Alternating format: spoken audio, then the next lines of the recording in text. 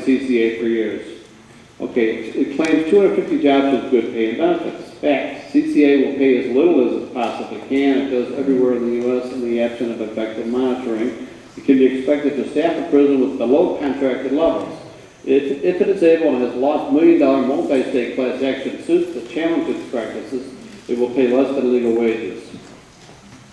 It claims hundreds of construction jobs. Fact, I visited the still smoking site of the Crowley prison on 7/21/04, the day after its second major riot. It was surrounded by a perimeter of state police, prison correctional officers to deal with possible escapes, as many of the low-paid CCA guards had run for their lives, and a huge number resigned in the immediate aftermath.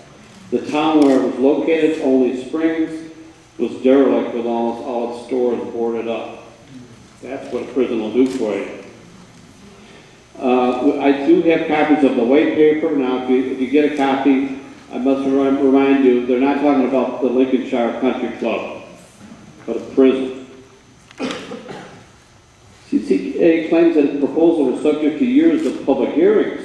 In fact, CCA has rarely been candid about its plans, and four-show hearings have been held with virtually no notification of local residents, with only a handful of supporters who anticipated getting contracts and attendance.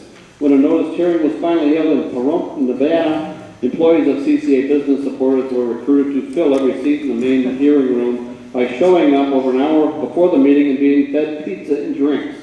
Almost all the hundreds of opponents were quarantined in an annex with a television feed. That's how they are. Now, ICE has decided that they want 5 regional detention centers. New Jersey, Florida, Texas, Nevada, and Crete. So basically what O'Hare is to the Midwest as far as aviation is concerned, Crete will now become, as far as immigration detention centers is concerned. This is a huge undertaking they're trying to shove down our throats. So we have to fight until it's stopped. That's all. Thank you.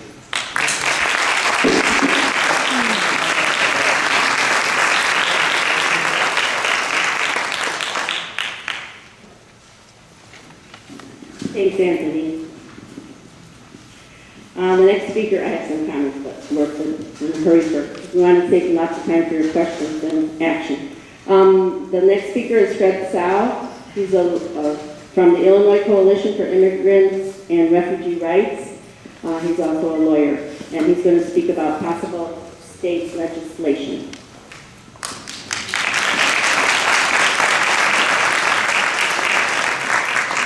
Thanks, Etta. This is really wonderful. I was down here for the meeting back right after the New Year at the Township Hall, and we have even more people here tonight. This is really wonderful. I'm really inspired by this. As Bernie said, my organization, the Illinois Coalition for Immigrant and Refugee Rights, stands with you.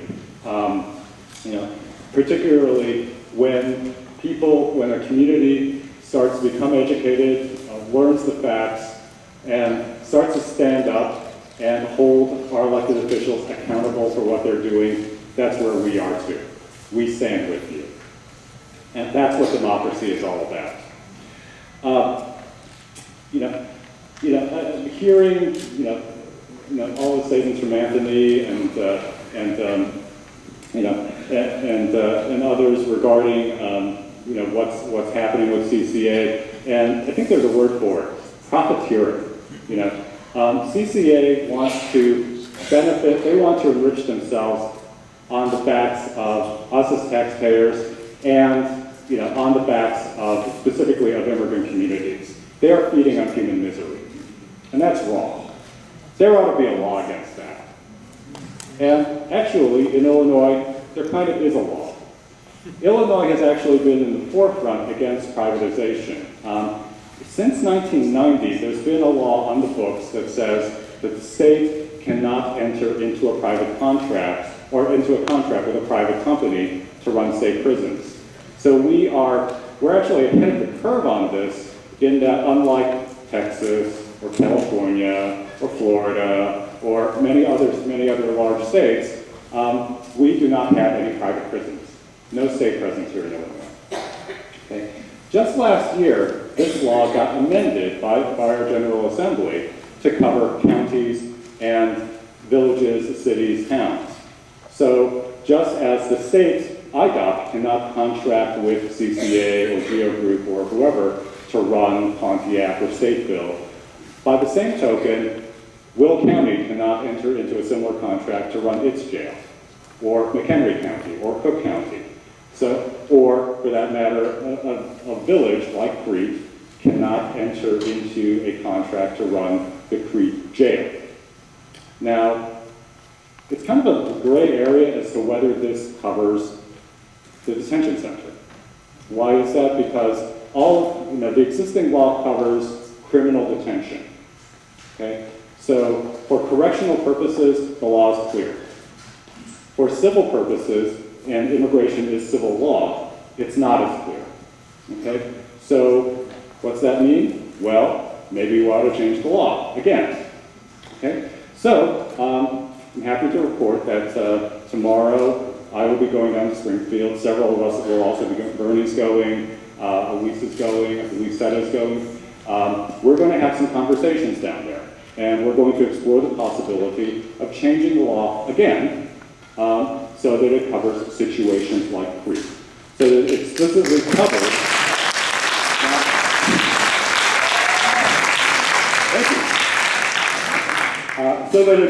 covers contracts between villages like Crete and CCA. Okay. Now, nothing is set in stone yet. Nothing's. We don't have a bill sponsored yet. Everything is still kind of preliminary. But we're at least starting to have those conversations. And at the right moment, we'll have the occasion, we hope, to mobilize people to call your state representative, call your state senator, get this going, pass this bill, change this law. So that again is what democracy is all about, and we want to make sure that the democratic process really represents the will of the people. Thank you.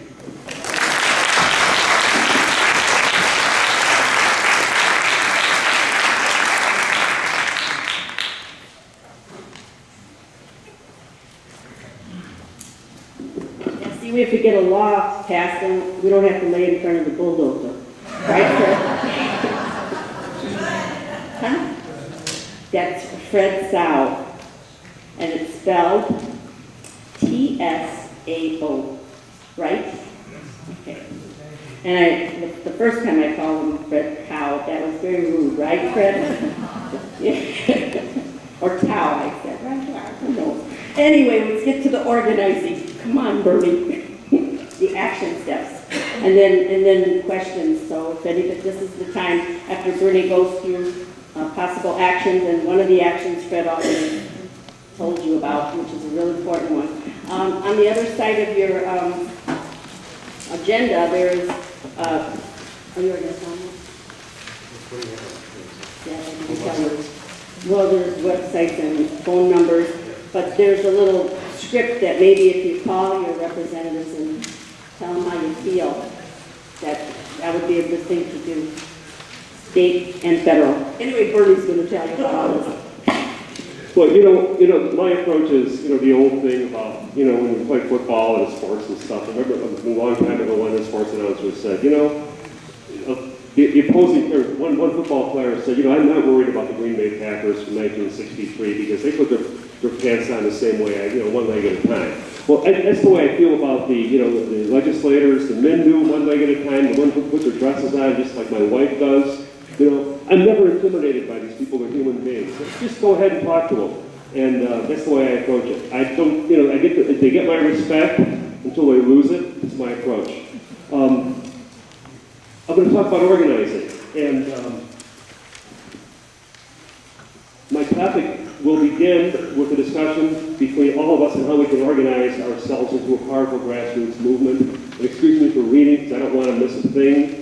The groundwork has been laid. We've got a small core group, a handful of people. When we learned of the Planned Detention Center, we channeled our shock into action. Flyers were put on screen doors of a small number of homes in Crete, maybe 200, and that resulted in the first information meeting at the Township Building on January 9th, where there was an overflow crowd.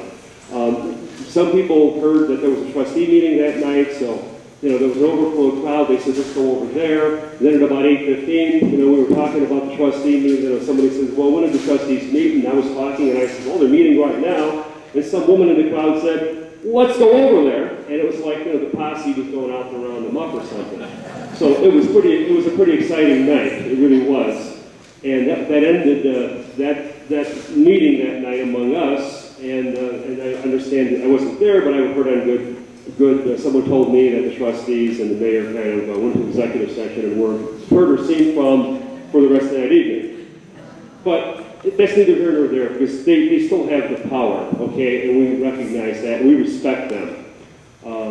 So we've got several things in place. We have a Google email account, and everyone who clearly signed in on January 9th is on that email distribution list, okay? And if you look on the other side of a sheet of paper you should have gotten this evening that has political contact names, on the other side of that you'll see that email account that we have, okay? And make sure you sign in tonight before you leave so we can add you to that list. We sent out almost 1,800 pieces of mail announcing this meeting. We created petitions. There's an online petition right now, and on that sheet, it says sign. Let me see. It's a sign on. If you look on the sheet, that online petition is signon.org. I think it's the second thing on the list there. Our online petition, please sign by Friday, as it will be prepared for delivery. Okay? Can you all see that? Okay? A little bit lower. Okay, how's this? I'm getting a cue from this wonderful woman here. So what we're going to do with that petition is we're going to make several copies of it. One of the copies is going to be delivered to the trustees and the mayor at a future trustee meeting. Senator Durbin's going to get a copy, as well as other elected officials. So make sure you sign that. I know there's another petition that Consetta Smart started at the last town hall that she's putting together to hand in also. So the online petition is over. It had 867 or something names on it as of a couple hours ago. I want to get 1,000 by Friday when I close it down. Most of the signatures are from residents of Crete. We've spoken with and are working with political decision makers and their staff members, as I told you earlier, and members of the press. There's members of the press here. Chicago Tribune is here. I talked to Phil Cadner tonight. I was hoping I could get him tonight, but he had another important place he had to be. We're beginning conversation with leaders of other grassroots groups who share the same ultimate goal to stop the building of the Crete Detention Center. And I'm going to introduce one of these people to you today just for a second because she is here. These groups from surrounding communities in Chicago have been at the forefront of the fight against such so-called economic development enterprises. And I'm not going to give you a lot more BS, trust me. These are industries of last resort, incinerators, dumps, and detention centers. These decision makers, these groups have the power to get publicity, lobby elected officials, and pressure their decision makers to do the right thing, stop the Crete Detention Center. In fact, one of these groups, the Sisters and Brothers of Immigrants, was the first to inform us of the planned detention center, and Sister Lisa Poliga is with that group. Another important grassroots group is the No Name Collective. It's an alliance of many groups that work together, and Rosalinda Basila is here. Stand up for a second, Rosalinda. She's very active in that, and yes, you guys can stand up too, and they want to help us. Rosalinda has a personal story that we don't even have time to get into today, but she's actually a Romanian immigrant. She's been here for 20 years. She's really a product of the collapse of the Soviet Union and what happened in Romania with her country. And now she's a U.S. citizen now.